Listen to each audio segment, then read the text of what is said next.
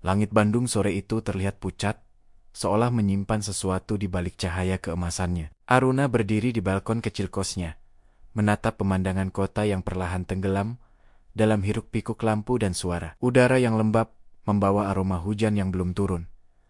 Dan di dada Aruna, ada rasa sesak yang sulit dijelaskan. Hidupnya sudah terlalu lama berputar di tempat yang sama. Setiap hari, langkahnya menuju kantor, layar laptop yang memancarkan cahaya dingin, tumpukan pekerjaan yang tak pernah habis, dan malam yang selalu berakhir dengan lelah tanpa arti. Ia merasa hidupnya seperti kota itu, penuh gerak, tapi tak pernah benar-benar sampai kemanapun. Ada saat di mana diam terasa lebih bising dari suara apapun. Malam itu, di tengah kebisingan Bandung yang tak pernah tidur, Aruna merasakan panggilan aneh dari dalam dirinya. Sebuah dorongan untuk pergi, bukan untuk melarikan diri, tapi untuk menemukan sesuatu yang entah apa. Keesokan paginya, ia meninggalkan kamar kosnya. Tidak ada rencana, tidak ada peta, hanya sebuah ransel kecil dan kamera tua peninggalan ibunya. Ia melangkah ke arah utara, mengikuti udara yang semakin sejuk dan suara angin yang seolah memanggil. Perjalanannya dimulai dari dago atas,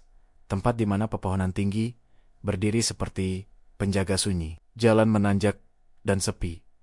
Hanya suara dedaunan bergesekan dan langkah kakinya yang terdengar. Untuk pertama kalinya, ia merasakan kebebasan yang tidak bisa dibeli dengan apapun. Setiap langkah membawanya menjauh dari kehidupan lamanya. Ia tidak lagi terikat oleh jam kerja, tidak lagi memikirkan pesan yang belum dibalas, atau target yang belum tercapai. Ia hanya berjalan, membiarkan pikirannya kosong dan hatinya berbicara. Di tepi hutan pinus, ia berhenti. Kabut turun perlahan, menutupi pandangan seperti tirai lembut. Aroma tanah basah dan getah pinus memenuhi udara. Ia duduk di atas batu besar, mengeluarkan termos kecil dan menyeruput kopi hitam yang ia bawa. Rasa pahitnya menenangkan, seolah menyatu dengan udara dingin yang menggigit kulit. Waktu berlalu tanpa terasa. Matahari naik, lalu turun, dan Aruna berjalan terus. Ia melewati lembah kecil, sungai yang berkilau di bawah sinar matahari, dan sawah yang bergoyang diterpa angin. Setiap tempat yang ia lalui seperti berbicara dalam bahasa yang hanya bisa didengar oleh hati yang tenang. Di Lembang, ia menemukan pondok kayu tua di tepi kebun teh. Pemiliknya mengizinkan ia menginap semalam. Malam itu, ia menatap langit yang begitu jernih bintang-bintang, bertaburan tanpa malu. Ia merasa kecil di hadapan semesta, tapi anehnya, ia juga merasa utuh. Keesokan paginya, ia melanjutkan perjalanan. Kabut menyelimuti kebun teh, dan dunia terasa sunyi seperti sedang menunggu sesuatu. Di tengah perjalanan, ia berhenti di jalan tanah, menatap cakrawala. Ia menulis di buku kecilnya. Kadang, diam adalah cara alam berbicara.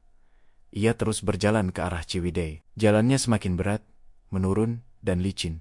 Tapi setiap langkah terasa bermakna. Ia menyeberangi jembatan bambu di atas sungai kecil, mendengar gemericik air yang menenangkan. Di setiap tetes air yang jatuh, ia seolah mendengar bisikan kehidupan yang sederhana, namun jujur. Di sebuah danau kecil bernama Situ Patenggang, ia memutuskan berhenti lebih lama. Danau itu sunyi, hanya suara angin dan air yang bersentuhan. Ia mendirikan tenda kecil di tepi air, menyalakan api unggun, dan menatap pantulan langit di permukaan danau. Ia menyadari bahwa selama ini, ia terlalu sibuk mencari makna di luar dirinya, padahal ketenangan selalu ada di dalam. Ia hanya perlu berhenti mendengarkan kebisingan dunia untuk bisa mendengarnya. Malam itu, bintang-bintang seperti menari di atas air. Aruna membuka kameranya dan mengambil foto, bukan untuk disimpan, tapi untuk diingat. Setiap kilatan cahaya terasa seperti napas semesta yang pelen-pelen menghapus lelah di hatinya. Pagi datang perlahan. Kabut tipis menutupi danau,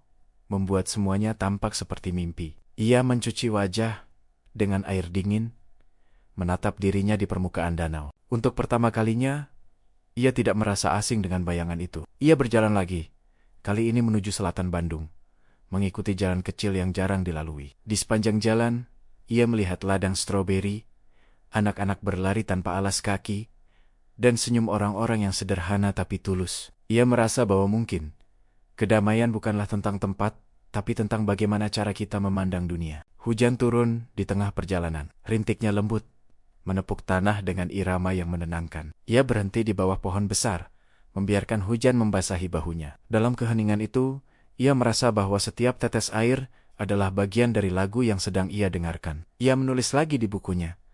Kesunyian bukan berarti sepi. Ia adalah ruang di mana jiwa bisa bernapas. Hari demi hari berlalu. Aruna menelusuri jalur-jalur kecil, menyeberangi sungai, mendaki bukit, dan beristirahat di bawah langit yang berubah warna setiap senja. Ia mulai hafal aroma tanah Bandung setelah hujan, dan tahu bagaimana cahaya pagi jatuh di daun teh muda.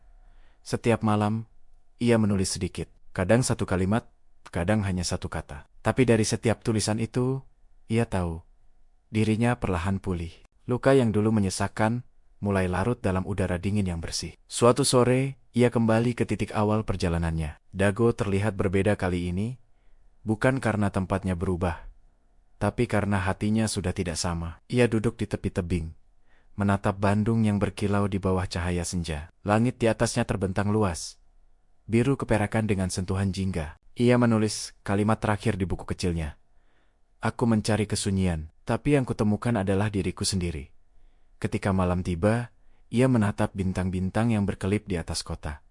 Ia tahu dunia tidak akan pernah benar-benar tenang. Tapi di bawah langit Bandung, ia akhirnya mengerti bahwa ketenangan sejati tidak datang dari menghindari suara, melainkan dari keberanian untuk mendengarkan hening. Aruna menutup bukunya, menarik napas panjang, dan tersenyum. Di bawah langit Bandung yang kini ia kenal begitu baik, ia merasa telah sampai, bukan di tempat yang baru, tapi di dirinya sendiri.